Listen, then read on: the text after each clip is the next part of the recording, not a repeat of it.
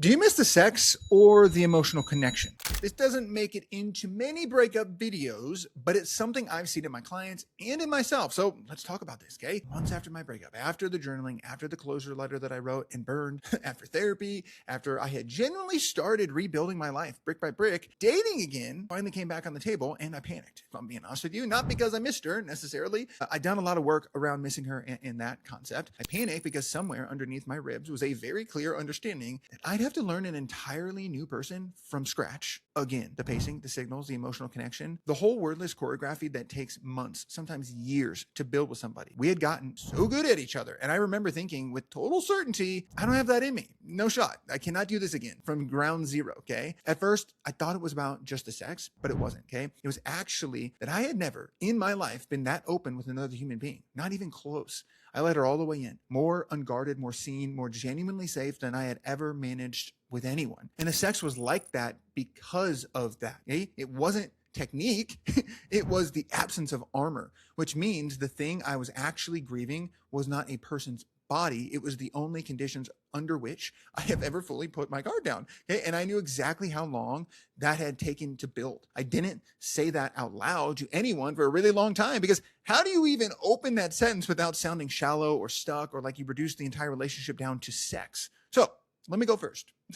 Okay, let me just do this for you. If you've ever felt this and never told a single human being, you are not shallow, you're not behind, you're grieving something that does not have a name yet. So let's name it. Okay. By the way, my name is Cody. I've got a degree in cognitive neuroscience. I'm trained in a trauma therapy called internal family systems, and I study this stuff for a freaking living. Over 1 million women trust me to help them navigate breakups and heartbreak to prepare them for modern dating, because I say the hard things, but I do it with love and I do it with science. Okay, let's dive into this.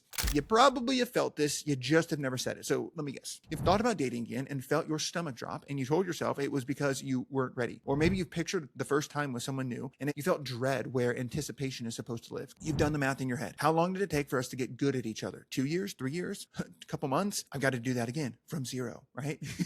You've quietly wondered whether you'll ever feel that specific thing again, not the sex, the safety and emotional connection, and you've quietly concluded that you won't. You've caught yourself thinking that the good version of you, the open one that you were in, that only existed inside that relationship, that she was situational and that she left with him, okay? That version of you left with the ex. Or you went the other direction entirely. You slept with someone fast on purpose to prove the loss didn't own you. Nothing was wrong with it, but afterwards you felt so hollow it frightened you more than the panic would have, because it confirmed the thing that you were afraid of all along, that without the connection, it's just mechanics. Been there. Okay. And you have not brought one word of this into a therapy session, because what's the opening line? I'm afraid I'll never have great sex ever again. Right? That's not a sentence that most people are going to get out of their mouth. Okay. If this sounds familiar, if any of these that sound familiar, just ask me how I know that it does. This is not a sex problem. Okay. It's grief with nowhere socially acceptable to go. So we got to talk about what you actually lost then. Like, what's going on here? Okay. It's neuroscience time. So stay with me here, because this is the part that gives you your dignity back. At least it did for me. And there is, in fact, a reason or a set of them that leads you to feeling this way. Okay. So let's break these down. First of all, your nervous system learned that one specific person was safe. Underneath conscious thought, your nervous system is constantly scanning the environment. Faces, tone, micro expressions, running one question on a loop. Am I safe right now? This happens well below your level of detection. Okay. You don't choose the read. You just get the result as a feeling. With a long-term partner who is genuinely safe, something remarkable starts to happen, right? That scanning quiets down, not because you decided to trust them, but because your system accumulated years of evidence and stopped bracing. That's what being fully unguarded with someone actually is. Okay, it's not bravery. It isn't a personality trait. Unguardedness isn't a decision you make. It's a conclusion your nervous system reaches, which is why you can't talk yourself into it with someone new, no matter how much you like them or how good they look on paper. You can't reason your way to a conclusion that only evidence can produce. Okay. The next thing that happens is that this compounds. Intimacy doesn't build in a straight line. It builds in a loop. You disclose something small. They respond well. They don't flinch. Don't weaponize it. Don't change how they look at you. Your system logs that as evidence, which lowers your guard slightly, which lets you disclose something bigger, which when met well, lowers the guard even further, which permits more physical openness, which releases the bonding chemistry that literally makes you feel closer and safer, which permits more disclosure. Around and around and around we go. Okay. Each pass makes the next pass possible and deeper. Okay. I call this compounding intimacy. And I want you to notice the relationship to something else that I talk about constantly, which is emotional debt. Okay. And that's what happens when rupture goes repaired. They don't stay the same size. They compound quietly against you. Compounding intimacy is the identical mechanism running the other direction. Okay. Small deposits met well over time, producing returns far larger than a single deposit. Same math, just the opposite direction. And it's exactly why the timeline is so long. You can't skip the rungs, right? You cannot disclose the biggest thing on date 2 and manufacture 5 years of accumulated safety. The loop only turns as fast as the evidence accumulates, and the evidence only accumulates over time. Okay. And that's why the sex was the way it was. Now we can actually talk about this part honestly. Okay. The sex in that relationship was not extraordinary because of technique necessarily, right? Or compatibility or some mystical chemistry the universe assigned to you. It was extraordinary because you weren't managing anything. No part of you was monitoring how you looked. No part of you was performing. No part was calculating what they were thinking or bracing for judgment or holding some region of yourself in reserve. All of that guarding costs enormous resources neurologically, okay? And when it finally goes offline, what's left is presence. That's the thing you're grieving, right? Not the act, a state, okay? The loop runs in both directions here, which is the part that people miss. The emotional safety made that kind of sex possible, okay? And that kind of sex, sustained, affectionate, unguarded physical closeness, fed the bonding systems that made you feel even safer with them, which opened the door to more emotional depth. The connection made the sex possible. The sex made the connection deeper. So when people say, you just missed the sex, they are not wrong so much as they're looking at one visible rung at a very, very, very tall ladder, okay? And then on top of all of this, your body learns them. Your nervous system learns them. Okay. There's a more physical, mechanical layer to this. Your brain, bottom line, is a prediction machine. Over years, it built a high confidence predictions about the specific person, touch, timing, pacing, what a change in breath means, when to move closer and when to wait. None of it is conscious. All of it is running underneath. Okay. Let's call it body fluency, a wordless competence, two nervous systems developed together. It sits on top of the safety, right? It cannot exist without it, which is why fluency with someone you don't feel safe with is just choreography. Okay. It's just a play, right? And critically, that learning does not live in the same place as your story about them. Your brain files memory in different systems. There's explicit memory, the narrative, the timeline, the account that you can give out loud. And then there's implicit procedural memory, conditioned patterns, the learned sequences you know how to do without even being able to describe them. You can write the closure letter. You can tell the story cleanly at the party. You can list every accurate reason it wouldn't have worked. You can be genuinely done in your narrative memory, but none of that touches the other system. This is why closure has felt partial, even though you did closure right. Okay. You completed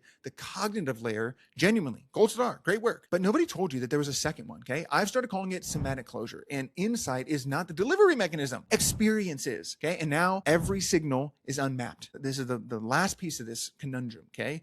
So you're with someone new. Just imagine that. Your system has no data. Nothing is predicted. That means high arousal, high alertness, high uncertainty. Physiologically, that's a lot of activation. For a settled nervous system, that reads as exciting. It's the entire appeal of someone new. For a nervous system that recently learned intimacy can end without warning and abruptly, the same uncertainty reads as a threat. Same physiology, different label. And right now, your system has its thumb firmly on the scale, okay? The new person isn't what scares you. Not knowing is what scares you, okay?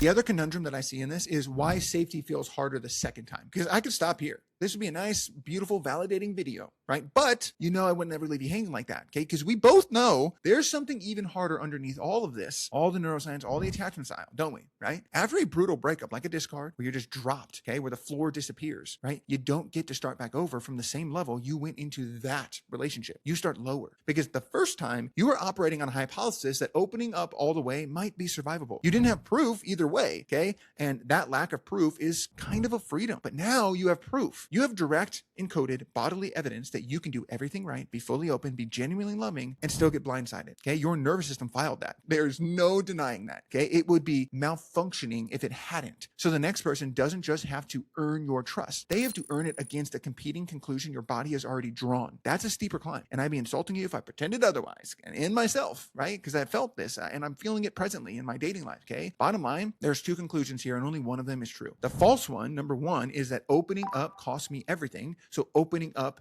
is danger. False. Not true. Second one, I opened up with someone whose capacity ran out. The opening wasn't the error. You're not starting over. You're starting again, carrying evidence, and evidence is only a problem if you've drawn the wrong conclusion from it, okay? Right now, I'd estimate there are probably about 2 of you that are kind of watching this, okay? And you think you're opposites. There's the frozen one, really common. You haven't let anyone near you. You call it having standards or being intentional or not wanting to complicate your healing. And some of that might be genuinely true. And some of it is a wound with a very good publicist, okay? The other version of you, the other type of person that watches this is the one who sprinted. You got back out there fast and decisive. You proved you could. And what you found was that the mechanics were fine and the aftermath was empty. And now you're quietly kind of worried something in you might be broken. Okay. Neither of you failed. You're just running the same operation with different tools. Okay. Freezing keeps you out of unmapped territory entirely. Sprinting floods it so fast that nothing gets a chance to mean anything, which is its own kind of armor and honestly a more sophisticated one. We'll talk about that one later. But you can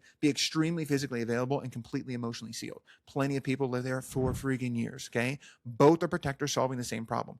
Don't let that happen again. No villain here. Okay. Not you, not them, not the part of you that's doing this. Everyone in this story is trying to survive something. Okay. Cody, I get it. You can in fact read my mind. Woohoo. What do I do about this conundrum? I'm so glad that you asked, imaginary listener or viewer that I talked to in my head, right? Here are some 4 steps that you can take. Okay. I'm calling it the beginner's protocol because it's the identity that we're making safe to occupy. Okay. So the first thing you can do, step 1, is get specific about what you're actually grieving. Okay. Grief that can't be named stays diffuse, and diffuse grief has nothing to move through. It just sits in you as generalized heaviness. So write the distinction out loud, literally on paper, not I miss him. Go underneath that. I'm not grieving him. I'm grieving being known without having to explain myself, or being in my body with someone without managing how I looked, or having a person who already knew the whole story so I never had to tell it again. Get precise. Okay, get that precise. Being specific is what makes grief metabolize. Okay, when you can name the exact thing, your brain has something actually to grieve instead of a fog to sit inside. Step number 2, reclaim your body before you offer it. Okay, for years, your body was a shared space. Another person had a working knowledge of it. It has to become fully yours again before it can be offered again. This means like learning interoception, getting those interoceptive reps with 0 audience, learning to notice what's happening inside of you, temperature, tension, breathing, the exact location of the dread without performing for anyone. Okay, slow movement, time in your own skin with nobody watching and no outcome attached. Okay, this is not a wellness suggestion. The regions that build your sense of your own internal state get sharper with practice, and you cannot accurately read what a new connection is doing to you if you can't read your own signals in the first place. So take some time to do that. Okay. Step number 3 is rebuild the loop deliberately. We talked about this earlier. So how do you rebuild that loop deliberately? Okay. If intimacy compounds through small disclosures met well, then the way back is not a big vulnerable conversation. It's a lot of small ones in sequence where you actually stay present for the response. Say the mildly true thing instead of the smooth thing, for example, or have a preference out loud. Admit you're nervous out loud. Ask for something small and let yourself watch what they do with it. Okay. And then, and this is the part that everybody skips, let the evidence land. If they responded well, don't rush past it. Pause, notice it in your body. That noticing is the deposit. Skip it and the loop doesn't compound no matter how much you disclose. These are really small reps. They're boring. They're unsexy. And they're how actual intimacy gets built the first time and every time after that. Okay. And then last but not least, number 4, judge the first rung, not the summit. A new connection is supposed to feel less deep than what you had, less fluent, less known, less effortless. That is not a compatibility signal. That is the complete absence of accumulated evidence, which is exactly correct on day 1. Okay. If you evaluate a new person against the top of your last spiral, you will reject every single human being who could have climbed it with you. So start evaluating something else entirely. What do they do with the small things? When you disclose something minor, do they get curious or defensive? Do they remember it later? Can they stay when it's awkward? Can they slow down when you slow down? That's capacity versus potential. Okay. Applied at the exact place it matters the most. Who are they on average, not at their best? Depth comes later, and depth is manufactured, not discovered. You are not looking for someone who already knows you. You're looking for someone who's safe to be learned by. Okay. I saved this reframe for the end of this. Okay. It's the one thing that really helped me a ton on my own healing journey. And now that you understand all this, you're ready to hear it. Okay. Because I bet you've been walking around with this quiet assumption that the open version of you, the unguarded one, the one who could be fully seen, was something they unlocked. Okay. That she was a product of that relationship, that she left when he did. She didn't. Being that open with another human being is a capacity, and you can only exercise a capacity you already have. Their safety made it possible for you to use it. It did not install it. The willingness to be seen, the ability to stay present in your own body while someone else was right there, the courage to disclose the thing that you could have hidden, that was all yours. And it still is. They didn't give you your openness. They were just the first person you spent it on. And a capacity you've used once is dramatically easier to use again. Your system has done it before. It has a template. It knows the shape of the thing, which is more than you had last time. Last time you were guessing. So you're starting the spiral slower. And yes, you're climbing it with evidence in your pocket that it can end abruptly, which is scary as fuck. I'm not going to lie. That is scary. I get it. But you're also climbing it as someone who has been to the top and knows in their body, and not just in theory, that it exists. Most people are climbing on faith. You're climbing on memory, right? You will be a beginner. There's no version of this where you skip that part. And I won't pretend otherwise. Okay. It just doesn't work. But being a beginner is not the same as starting over. You're carrying everything you learned about how to be close to another human being. You're just going to spend it on someone who can actually stay this time. And an awkward, fumbling, honest first climb with the right person is worth more than the view of a summit with someone who's already freaking gone. You got this. Okay. And if you haven't already, make sure you hit the subscribe button so you don't never miss a video. And if you want to go deeper on these kinds of topics, I love to have you join our Becoming Her community. It's where I go live and answer questions about these exact types of things. Check it out in the description below. I believe in you. You got this. Have an awesome one. Peace.